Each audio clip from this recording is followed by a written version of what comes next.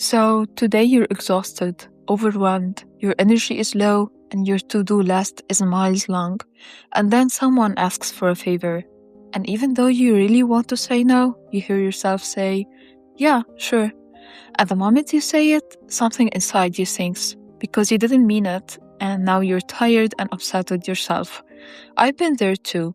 I want to help, I really do. I care about people and I think about their feelings. I try to be considerate, but sometimes it hurts when that care isn't returned, when no one pauses to ask what you might be carrying, and you're left alone with this question in your head. Do I say no and feel like the bad person? Or do I say yes, even when it's not okay? And then another heavy thought. What would God think of this? Is saying no unloving? Or is learning boundaries something God actually wants for me? If any of this sounds familiar, you're not alone.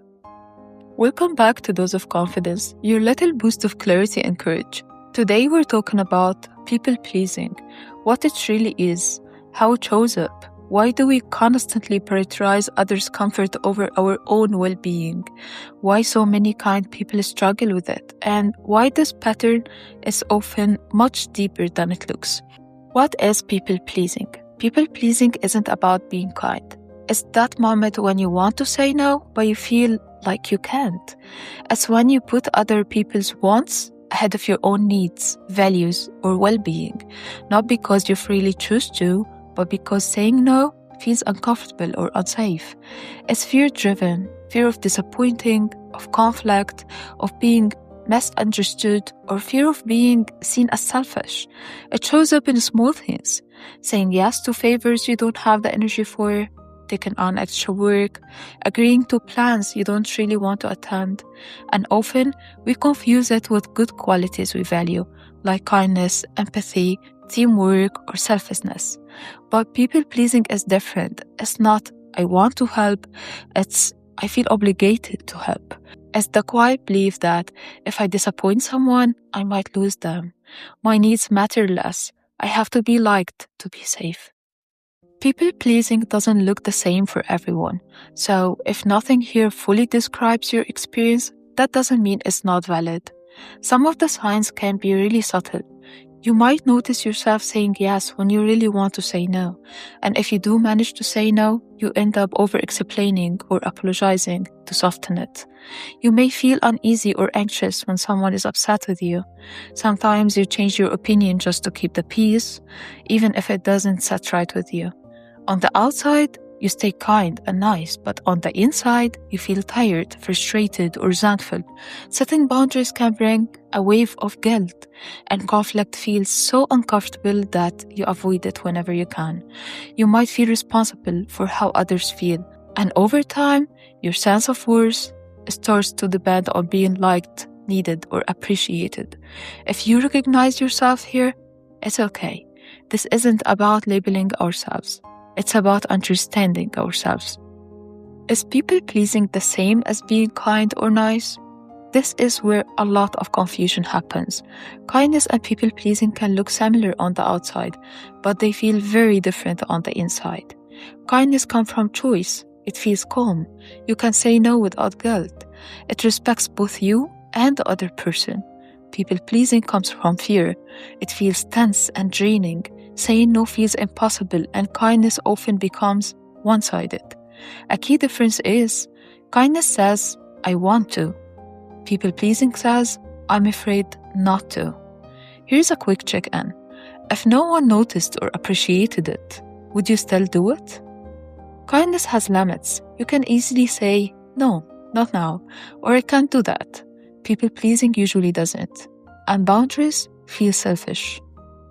After kindness, you might feel tired, but peaceful. After people-pleasing, you often feel drained, resentful, or invisible. And here's something important.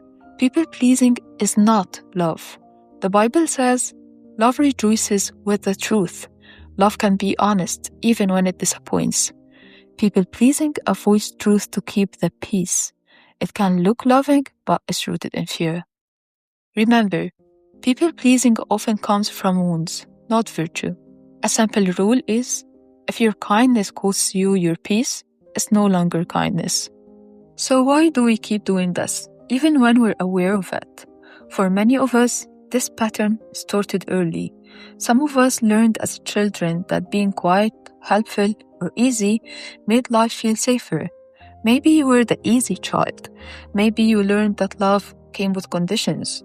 Maybe mistakes and opinions were criticized. Maybe conflict wasn't safe. Different stories, but the same lesson underneath. If I keep everyone happy, I stay safe. Over time, that lesson turns into something deeper. It turns into beliefs about relationships that we don't even realize we are carrying.